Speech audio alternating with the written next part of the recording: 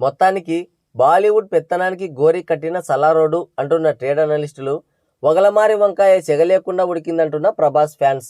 మరి ఆ కథా కమిషన్టో మనము తెలుసుకుందాం పదండి. బాలీవుడ్ మాదే, ఇదంతా మా అయ్యే జాగిరి అని నీలుగుతున్న టోక్రాగాళ్ళందరికీ డిక్కీలో బగబగమండే లావాని పోశాడు ప్రభాస్. ఈ పిత్రెగాళ్ళందరూ అటు అరవలేక ఇటు మౌనంగా ఉండలేక నరక యాతన పడుతున్నారు. సలార్ మూవీకి థియేటర్లు ఇవ్వకుండా చేసి, నెగిటివ్ రివ్యూలు వచ్చేలా చేసి, సినిమాని తొక్కడానికి ఎన్ని కుట్రలు చేసినా వాటన్నింటినీ ఒంటి చేత్తో పట్టుకుని పిడికిట్లో బిగించి ఊపిరాడకుండా చేసి చంపేశాడు. కలెక్షన్ల సునామీతో ఒక ప్రభంజనాన్ని సృష్టించాడు. ఎన్నో ఏళ్లుగా సూపర్ స్టార్గా బాలీవుడ్ని ఏలుతున్న ఒక లోకల్ స్టార్ని నేల నాకించాడు. ఒక విధంగా బాలీవుడ్కి, కాండ్ల సామ్రాజ్యానికి మరణశాసనం రాశాడు. చంపలేదు, చంపినంత పని చేశాడు సలారుడు. ఇదే ఇప్పుడు బాలీవుడ్కి మింగుడు పడ్డం లేదు. ప్రభాస్ మీద, ఆయన సినిమా మీద ఎన్నో ఫేక్ వార్తలు క్రియేట్ చేసి ప్రసారం చేస్తున్నారు. ఇక్కడ దౌర్భాగ్యం ఏంటంటే వాళ్ళతో పాటు మన తెలుగు మీడియా కూడా వాళ్ళలాగే విషయం కక్కుతుంది. Rest in peace Telugu media. జనరల్గా ఇక్కడ నా ఒపీనియన్ చెప్తున్నాను. సినిమా చూడాల్సిన వాడు అంటే ఫ్యాన్స్, చూడాలనుకున్నవాడు అంటే ఒక సినీ లవర్ తప్పకుండా సినిమా చూస్తాడు. చూడకూడదు అనుకున్నవాడు దండం పెట్టి బ్రతిమిలాడిన సినిమా చూడడు.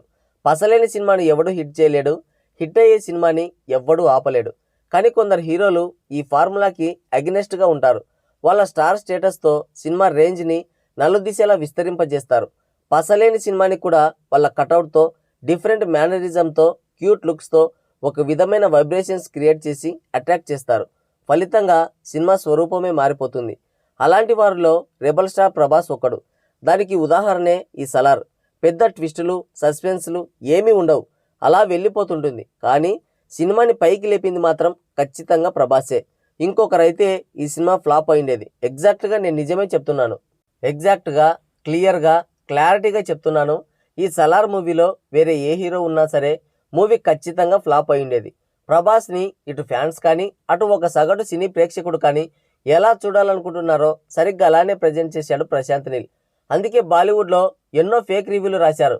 సినిమాలో అసలు స్టోరీనే లేదన్నారు, ప్రభాస్కి యాక్టింగ్ రాదన్నారు, సింగిల్ ఎక్స్ప్రెషన్ స్టార్ అన్నారు. కానీ వాడు ఎంత మొత్తుకున్నా ఆడియన్స్ మాత్రం నెత్తిన పెట్టుకున్నారు. జనరల్గా ఈ సినీ ఆడియన్స్ రివ్యూలు అనేవి జస్ట్ సాటిస్ఫాక్షన్ కోసం మాత్రమే చూస్తారు, అంతే తప్ప పర్టికులర్గా ఒక రివ్యూయర్ పీకేదంటూ ఏముండదు. ఇక బాలీవుడ్ బచ్చాగాళ్ళ విషయానికి వస్తే, సలార్ మూవీని ఆడనివ్వకుండా చేయడానికి బాగానే కష్టపడ్డారు. 90% విజయం కూడా సాధించారు. ఎంతవరకు? సలార్ మూవీ ఫస్ట్ షో పడే వరకు. ఆ తర్వాత సలారోడు వార్ వన్ సైడ్ చేసేశాడు.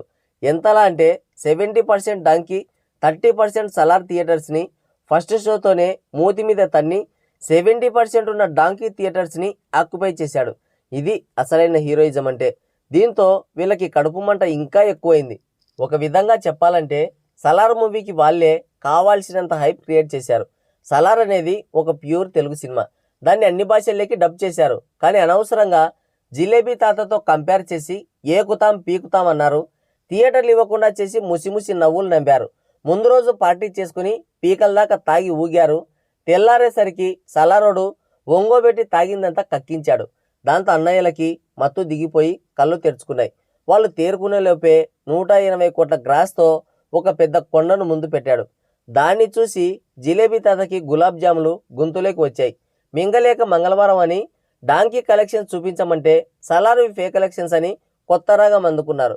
ఫస్ట్ డే కలెక్ట్ చేసిన 178 కోట్ల గ్రాస్ దగ్గర నుండి ఇప్పటి వరకు అన్ని ఫేక్ కలెక్షన్స్ అని ప్రచారం చేయడం మొదలెట్టారు. నీ అబ్బా మావి ఫేక్ కలెక్షన్స్ అంటావా అని మన వాళ్ళు జిలేబీ తాత చీకటి రహస్యాలు బట్టబయలు చేసి పడేశారు. మన వాళ్ళు బయటపెట్టిన చీకటి కోణం ఏంటంటే కార్పొరేట్ బుకింగ్స్ మాఫియా. ఒక స్టార్ హీరో మూవీ రిలీజ్ అవుతుందంటే ఆ క్రేజ్ గురించి మనం ప్రత్యేకంగా చెప్పాల్సిన పని లేదు. ఫ్యాన్స్కి, సినీ ఆడియన్స్కి ఒక రకమైన పండుగ వాతావరణం నెలకొని ఉంటుంది. ఫస్ట్ డే ఫస్ట్ షో చూడాలని తహతహలాడుతుంటారు. వెబ్సైట్స్లో టికెట్స్ బుకింగ్స్లోకి రావడంతోనే ఎగబడి కొంటుంటారు. ఇదంతా మనకు తెలిసిందే.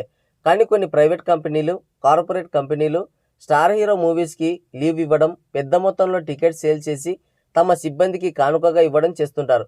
దీన్నే అఫీషియల్గా కార్పొరేట్ బుకింగ్స్ అంటారు. అయితే దీన్ని పెద్ద మాఫియాగా మార్చి రన్ చేస్తున్నారు మన బాలీవుడ్ స్టార్స్. బాహుబలి మూవీతో బాలీవుడ్ మూవీస్కి మినిమం వసూళ్లు కూడా లేకుండా చేశాడు ప్రభాస్. దాంతో ఒక్క హిట్ కోసం ముఖం వాచిపోయిన బాలీవుడ్కి ఈ కార్పొరేట్ బుకింగ్స్ అనేది ఒక వరంలా మారింది. మూవీ రిలీజ్ టైంలో ప్రమోషన్ ఖర్చులు తగ్గించి మిగిలిన ఆ డబ్బులతో ఏదైనా పెద్ద కార్పొరేట్ సంస్థ నుండి వీళ్ళే డబ్బులు ఖర్చు పెట్టి పెద్ద మొత్తంలో టికెట్స్ కొంటారు. అది కూడా టికెట్ ప్రైస్ కంటే ఎక్కువ మొత్తంలో డబ్బులు ఇచ్చి కొంటారు. అంటే 100 రూపాయల టికెట్ని 1000 రూపాయలు, 1500, 2000 పెట్టి కొంటారు. దాన్ని చూపించి అధిక ధరకి జిలేబీ తాత సినిమా టికెట్స్ సేల్ అవుతున్నాయి, ఇది ఖచ్చితంగా జిలేబీ తాత స్టార్డమ్కి నిదర్శనమని డబ్బా కొట్టుకుంటారు. ఇక రెండోది, దానివల్ల మొదటి రోజు గ్రాస్ కలెక్షన్స్ ఎక్కువగా కనబడతాయి. ఇక దాన్ని చూపించి మూవీ పైన లేని హైప్ని తీసుకొచ్చి మూవీని హిట్ చేయాలని చూస్తారు. జిలేబీ తాత, పఠాన్, జవాన్ ఈ కోవకు చెందిన కలెక్షన్సే. ఇలా దొంగ లెక్కలు చూపించుకుంటూ బ్రతికే వాళ్ళు కూడా మనవి ఫేక్ కలెక్షన్స్ అని మళ్ళీ మనల్ని ట్రోల్ చేస్తున్నారు. నంగనాచి చీర నడివీధిలో జారిందంట. వీళ్ళు చేసేవి కూడా అలాగే ఉంది. ఈ కార్పొరేట్ బుకింగ్స్ గురించి ఒక నెటిజన్ నేరుగా జిలేబీ తాతనే జవాన్ మూవీ రిలీజ్ టైంలో అడిగాడు. దాంతో జిలేబీ తాత చిటపటలాడిపోయాడు. అనవసరంగా చెత్తవాగుడు వాగకు అని జిలేబీ తాతే చెత్తవాగుడు వాగాడు. అప్పట్లో దీని గురించి పెద్దగా ఎవ్వడు పట్టించుకోలేదు. కానీ యానిమల్ మూవీ విషయంలో సందీప్ రెడ్డి వంగ దీని గురించి సీరియస్గా మాట్లాడాడు. ఇప్పుడు దాని గురించే ఇంటర్వ్యూ కూడా ఇచ్చి పొగబెట్టాడు. ఈ కార్పొరేట్ బుకింగ్స్ వల్ల బాగా లాభపడిన హీరో ఎవరంటే ఖచ్చితంగా జిలేబీ తాతే, దాంట్లో ఎటువంటి డౌట్ లేదు. సందీప్ రెడ్డి వంగ ఆ విషయాన్ని నేరుగానే ప్రస్తావించాడు. దాంతో ఈ జిలేబీ తాత పరిస్థితి కుడితిలో పడ్డ ఎలకలా తయారైంది. ఇటు ప్రభాస్ ఫ్యాన్స్, ఇటు ప్రభాస్, అటు సందీప్ రెడ్డి వంగ వారం రోజుల నుండి గ్యాప్ ఇవ్వకుండా తంతూనే ఉన్నారు. ఏ ఒక్కడు కూడా దాని గురించి నోరెత్తడం లేదు. ప్రభాస్ మీద ఇంకొన్ని తప్పుడు వార్తలు రాస్తున్నారు. దాని గురించి నెక్స్ట్ వీడియోలో ప్రస్తావిస్తాను. ఇది వీడియో. ఈ వీడియో పైన తెలుగు మీడియా పైన మీ అమూల్యమైన అభిప్రాయాన్ని కింద కామెంట్ చేయండి. ఈ వీడియో మీకు నచ్చినట్లయితే జస్ట్ లైక్ చేయండి చాలు. కానీ ఇలాంటి మరిన్ని ఇంట్రెస్టింగ్ అప్డేట్స్ కోసం అయితే మన ఛానల్ని తప్పకుండా సబ్స్క్రైబ్ చేసుకొని పక్కనే ఉన్న బెల్ ఐకాన్ కూడా యాక్టివేట్ చేసుకోండి. Thank you. Take care. Bye bye.